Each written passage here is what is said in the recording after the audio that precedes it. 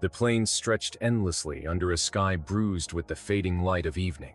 Dust swirled in lazy eddies across the dry grass, the horizon smeared with gold and shadow. Jack Calloway rode alone, his horse's hooves crunching against the parched earth, the sound a steady drum in the vast silence. He had long embraced solitude, the kind that etched itself into bones and left a man listening to nothing but the wind and the soft breathing of his animal companion. Tonight, however, the wind carried something else, a faint, ominous whisper, a movement that did not belong to the natural rhythms of the prairie. Jack's hand instinctively went to the revolver at his hip, fingers brushing leather worn smooth by years of habit. There was danger here. He could feel it, even before the first shadow leapt from the brush. They came silently, 3 figures riding hard from behind the ridge. Bandits or worse, men with a personal vendetta intent on blood and plunder. Jack's horse snorted, sensing the tension, muscles coiling as the strangers drew closer. He drew his revolver, eyes scanning for cover, calculating the odds. Alone, he was vulnerable. Even a moment's hesitation could be fatal.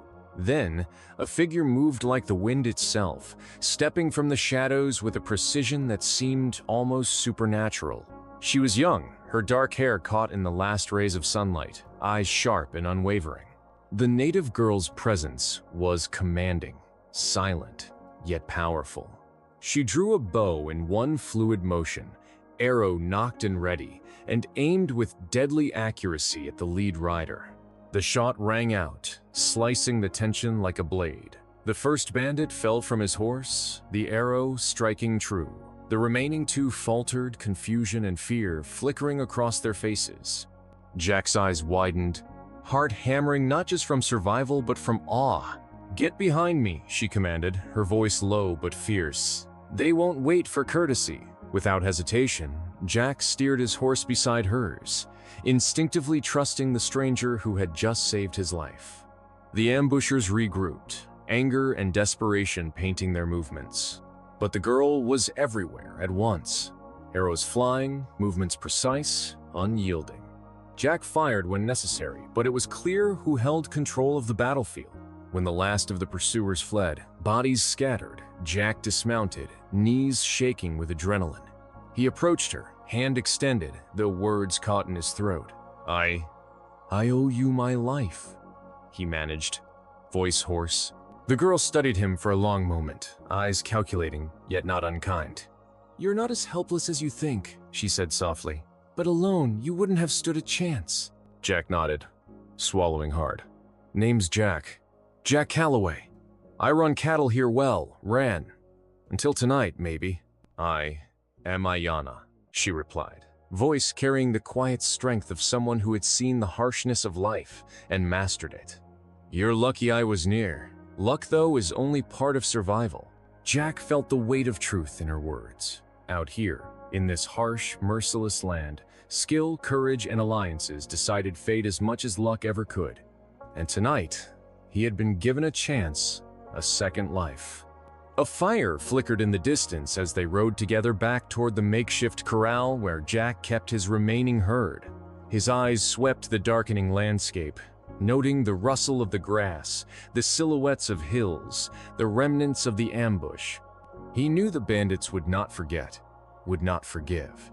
And yet, with Ayanna by his side, he sensed a new equilibrium and edge he had not possessed before, a presence that could turn desperation into survival.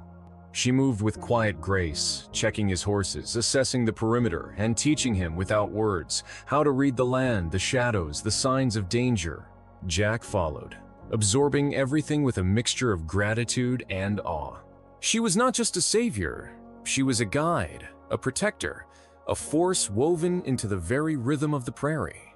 Hours passed, the night thickening around them, but the adrenaline faded into a wary calm. Jack stoked a small fire, sharing what little food he had, and they spoke sparingly, each aware that words were secondary to presence and vigilance. The prairie had taught him long ago that silence could carry wisdom as sharply as any weapon. A distant howl of a coyote echoed across the plains, and Jack glanced at Ayanna. Her eyes never left the horizon. "They will come again," she said simply. "And next time, it will be worse if you are unprepared." Jack nodded, understanding that survival required more than skill with a gun or courage in the moment. It required trust, alliances, and an awareness that he could not face every threat alone. "Then I'll be ready," he said, "with you." Ayanna gave a slight nod, the barest hint of acknowledgement, and returned her gaze to the horizon. Jack felt a mixture of relief and determination. The ambush had been more than a threat, it was a warning, a reminder of the dangers that roamed the prairie and the necessity of allies. Tonight, he had found one in her, and perhaps in doing so had found a new way forward. As the fire crackled, the stars emerged, brilliant against the velvet sky. Jack allowed himself a brief moment to breathe, to feel the pulse of life continuing despite the shadows of death that had almost claimed him. And somewhere in that silence, he realized something vital. Courage alone was not enough. Wisdom, guidance, and the willingness to accept help were equally essential. Ayanna had given him that chance, and he would not squander it. The prairie, indifferent yet alive, stretched on endlessly. Jack sat by the fire, listening to the quiet rustle of the grass and the steady breathing of his horse, knowing that the night had been survived. But the battle for his future had only just begun. The ambushers would return. Others might come. But now he had a new purpose, a protector at his side, and the first stirrings of hope in his heart. Dawn painted the prairie in muted golds and soft shadows. The night's chill lingered, curling around Jack and Ayanna as they moved among his scattered herd. Jack's hands were steady now, though the memory of the ambush lingered like a bruise beneath his ribs. He had survived, yes, but survival carried its own weight, a mixture of relief, anxiety, and the unspoken understanding that danger was rarely a one-time visitor. Ayanna moved ahead, eyes scanning the horizon with the precision of someone who had known the land far longer than he ever would. "They won't stop," she said, voice low, almost melodic against the whispering wind. "The men who came for you, they have reasons that go beyond greed. Revenge, perhaps. Or they want your land, your herd. What little remains of your claim." Jack nodded, his jaw tight. "Then they're in for disappointment," he said. But even as he spoke, he could feel the uncertainty gnawing at him. Alone, he had been vulnerable. Together, he and Ayanna were stronger, but how much stronger could they be against determined men? And how many more dangers lay in wait before the land grew quiet again?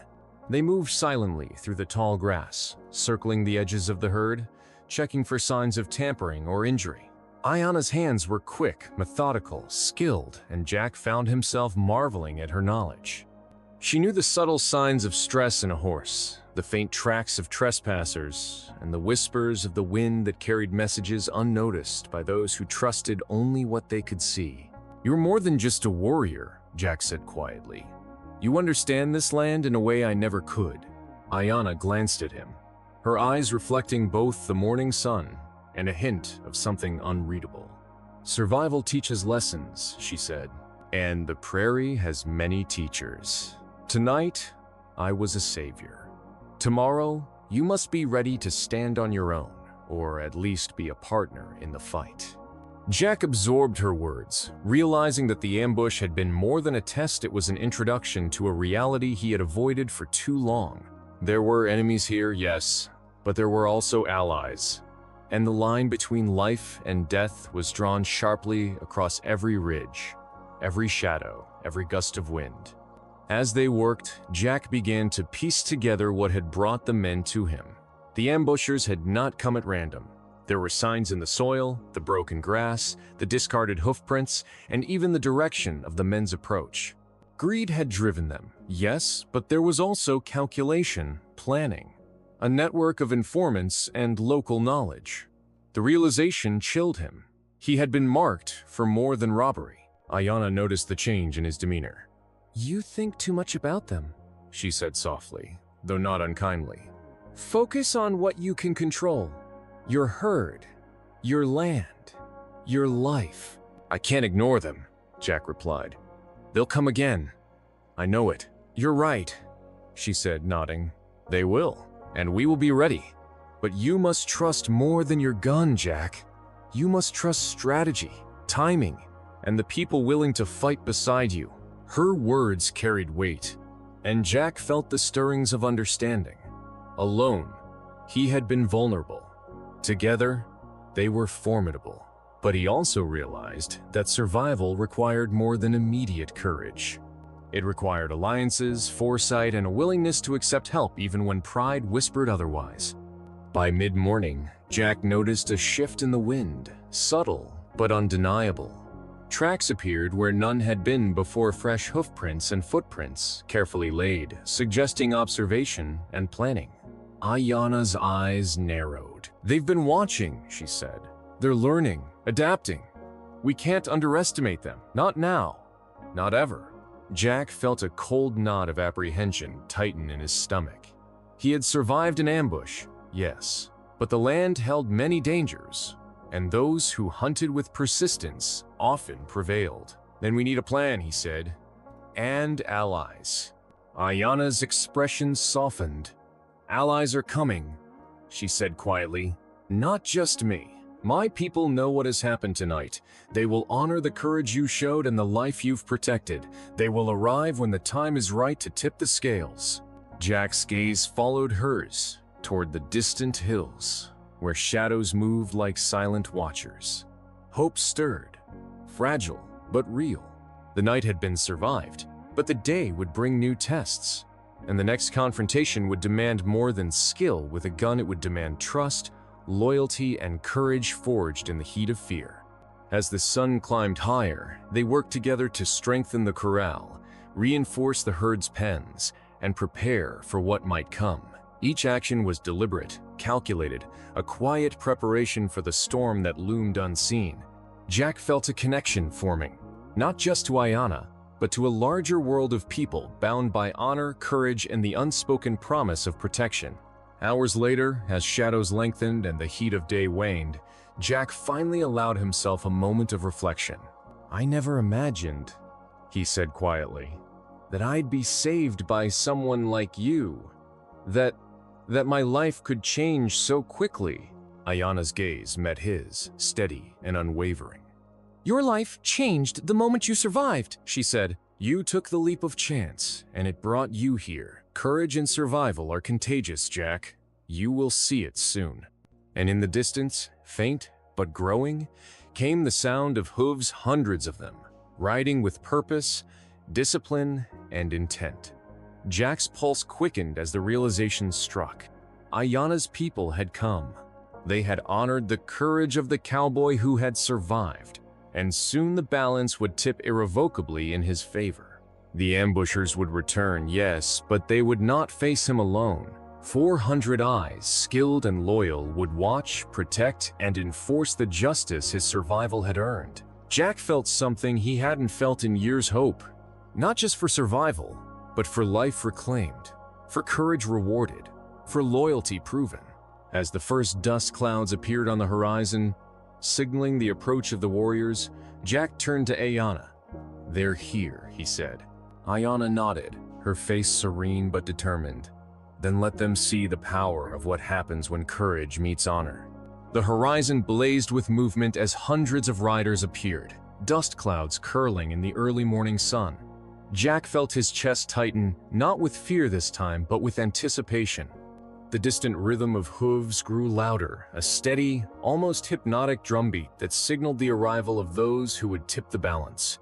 Ayanna guided him to the edge of the clearing. The herd clustered safely behind them. "Stay calm," she instructed. "Let them see your courage. They will respect it.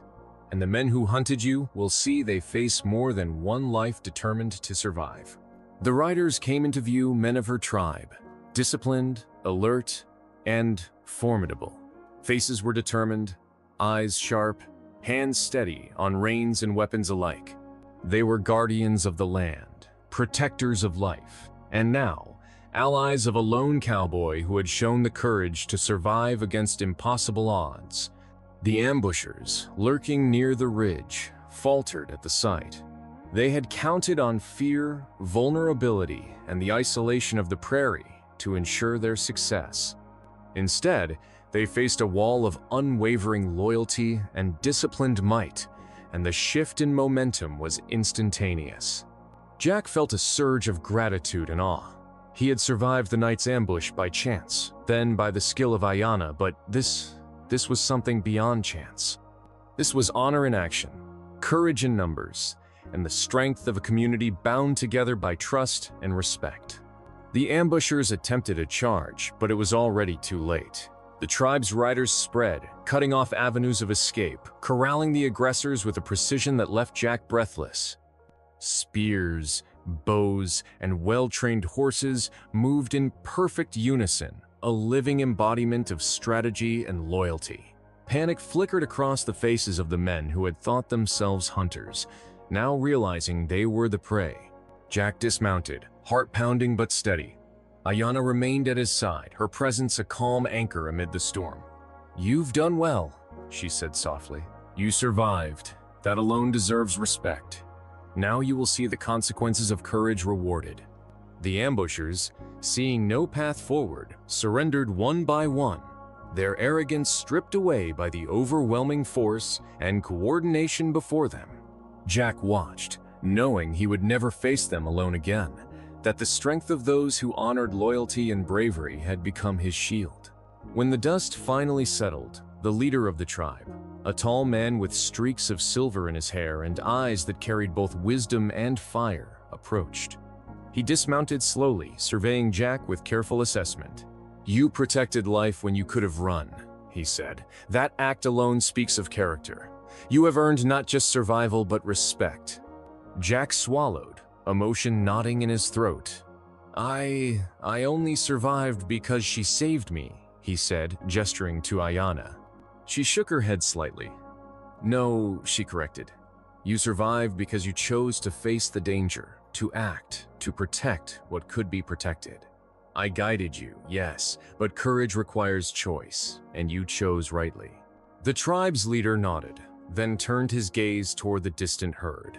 A man who shows courage and respect for life deserves sustenance, growth, and opportunity. You have lost much, but now you shall gain.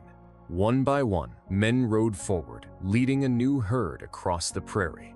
Strong, healthy cattle, a gift of honor and restoration, each animal a testament to the tribe's recognition of bravery and integrity. Jack's eyes widened as he realized the full weight of the gesture, not just survival, not just protection, but renewal, a second chance to rebuild what had been lost. He turned to Ayanna, words catching in his throat. This is more than I ever imagined. How can I repay you? How can I ever—" She placed a hand on his shoulder. "You repay us by living with honor, by protecting life, by remembering that courage is never solitary. You survive, you thrive, and you respect the gift. That is payment enough." Jack felt a profound shift within himself. The night of terror, the ambush, the leap from the wagon of uncertainty, it had all led to this. A new herd, a renewed life, and a bond with those who understood the true meaning of loyalty, courage, and honor. As the sun climbed higher, illuminating the prairie in golden light, Jack felt the wind on his face and the earth solid beneath his boots. The dangers would come again inevitably, but he was no longer alone, and he had allies who would stand with him, guided by the same principles that had saved him. He looked at Ayanna, her eyes steady, her presence unwavering. "Thank you," he whispered. She merely nodded, eyes scanning the horizon. "The world tests us all," she said, "but it also rewards those who do not falter, who act with courage and integrity. Today, you are rewarded." The prairie, once a place of loneliness and peril, now felt alive with possibility. The herd moved steadily under his care, the tribe's riders watching, guiding, and protecting. Jack realized that survival was only the beginning, that courage had consequences far beyond the immediate danger, and that life could be renewed when honor and bravery were recognized. In life, courage is never in vain. Standing up for yourself, protecting those who cannot protect themselves, and trusting allies can transform fear into opportunity. Every act of bravery, no matter how small, has the power to summon loyalty, respect, and unexpected fortune. Be the one who acts when others hesitate. Protect what is precious. Trust in courage, and it will guide you to a future worth fighting for.